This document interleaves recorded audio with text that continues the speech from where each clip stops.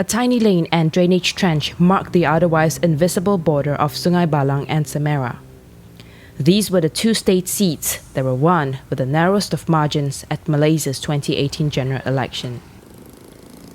Coupled with rows of mostly shuttered shop houses, this area just outside of Muar, dubbed Bandar Maharani or Empress City in Malay, reflects how the once proud outpost of northernmost Johor has stagnated for decades.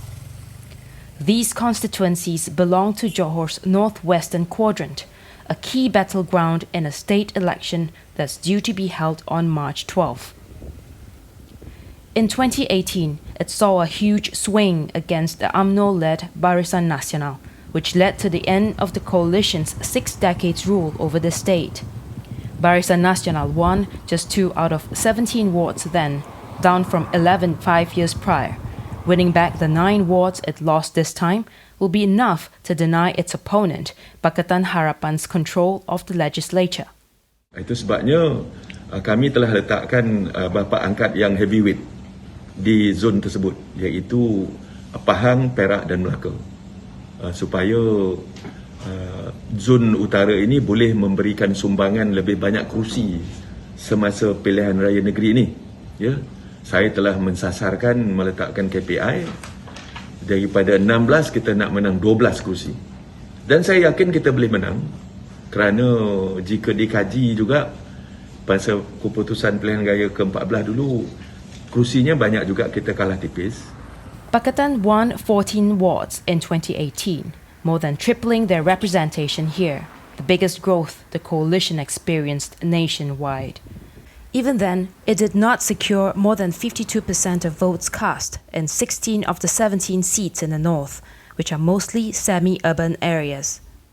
Whoever wants to win power at the national level must win the semi-urban seats throughout Peninsula, particularly throughout West Coast.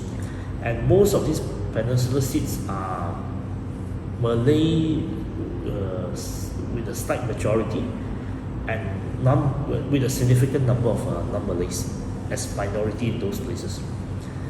So there are many of these seats which has 55% or 60% Malay voters with 40% non-Malay voters.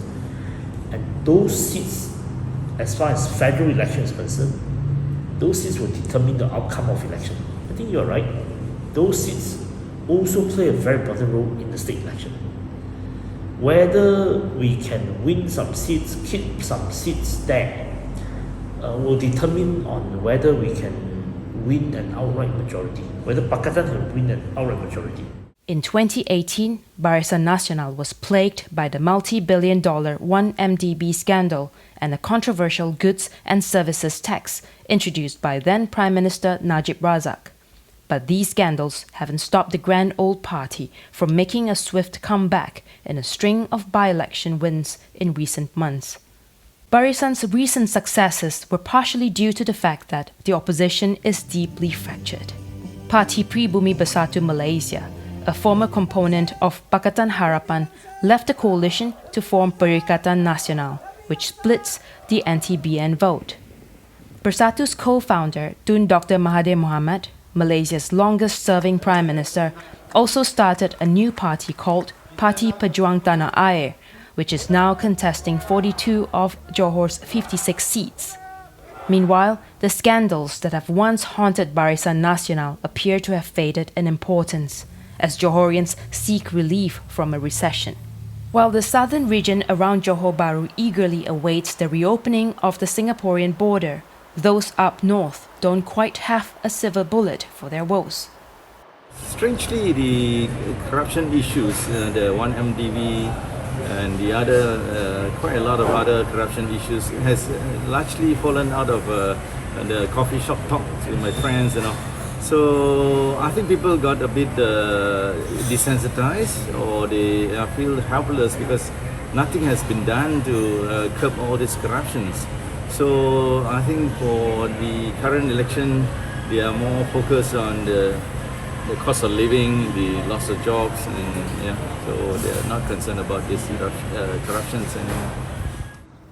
Mr. Kuzan Abu Bakar, a candidate who's seeking re-election after narrowly winning Semera for Pakatan Harapan, believes that his service record over the past 4 years, improving water and internet supply, and even ensuring that roads have street lights, will put him in good stead with an electorate that he says has shed any brand loyalty to specific parties. For me, yes, last time 1MDB and also Najib issue and GST and everything. But now I think the price of household things, I think is a problem for the kampung people, even though the palm oil price I think increased very high. But other than the local, the national issue or state issue, I think the infra for the people of the area.